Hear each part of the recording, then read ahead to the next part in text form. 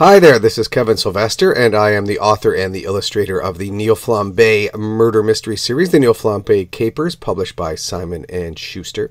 They are a middle grade series about a guy named Neil Flambé who is a chef.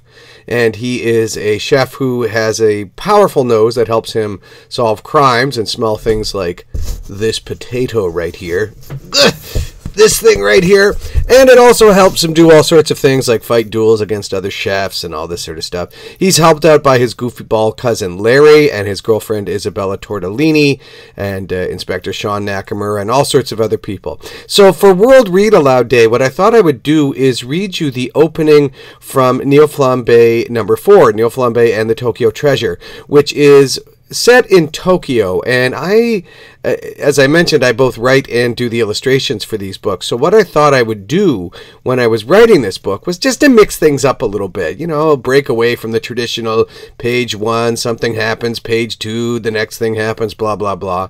I decided that I would open up the whole 4th book with a 9-page manga comic book. I like manga or manga, if that's how you prefer to call it that. And it is a great way to tell a story visually.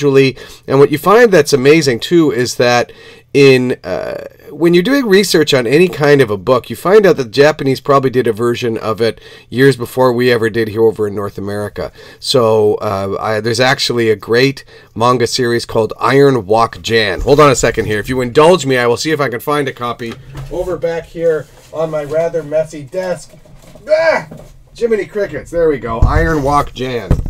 There, this thing right here. So Iron Walk Jan is exactly the sort of manga comic book that I decided that I would base my little manga on to open up Neil Flambé number 4. So if you will indulge me, I will just grab my copy of the book and I will read that to you.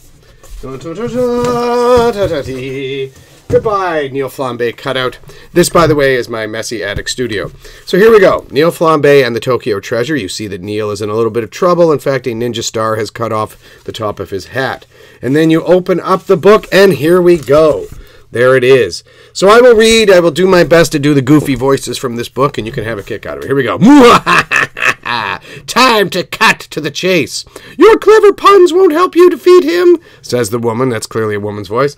You're right, my puns are clever, but you're wrong about the rest. I will defeat the chef and find the scroll. Didn't he give you that scar the last time you met Billy? Never use that name. I am Vegemite. I am king of the kitchen. You're not even Duke of the Dishwater, you freak! You killed dolphins for sport! Yes, so much fun. I also leave their bloody carcasses for the sharks. You are pathetic! You are no match for him! Enough! Where does he live? Where does he keep the scroll? Ah! Crack! You see this thing come flying out and it hits him in the face. Crack! The chef! How do you like the taste of my atomic avocado? Says the chef. The chef! This is now we go into a little bit of backstory, as typical manga. The chef! He was just a failed line cook, until one day he chanced upon a sacred magical scroll. Just one touch, and he was transported to the celestial kitchen. The great chefs of the spirit world trained him in all the secrets of cooking, the ways of food and life. He cooked for century upon century, each recipe inscribing itself in the scroll. He became the greatest chef of them all.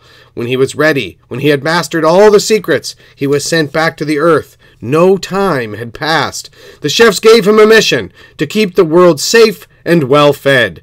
He must keep the scroll and his true identity a secret. All he needs to do is think of the scroll to absorb its power, and when the world needs help, he becomes the chef. And then there's a scene where we go back to the action. Why is he smiling? Yes, you have won again, chef. Sorry, Billy, but your plan is half-baked. Let her go now. Oh, she says, it's a trap. Ah, zap. Ha ha ha ha. That was so cool, I used my freeze ray. Then you see the chef's hand. Flick. An atomic avocado. Now it is time to throw out the leftovers. Ha! Tipping over your chair won't save you. Ha ha ha! What? But how? When I read the scroll, I absorb the great powers of the chefs. One of the greatest of those powers is heat. Your freeze ray is no match for me or the heat of great cuisine. Oh, that's so cool. I love the chef. Chef, you're hurt! Help me get to my island. The scroll can heal me. My boat is waiting. Oh! And you see, she's taking him away. And as she does that, Vegemite throws something. A little shark. It lands on the back of the chef, and he gets into his boat.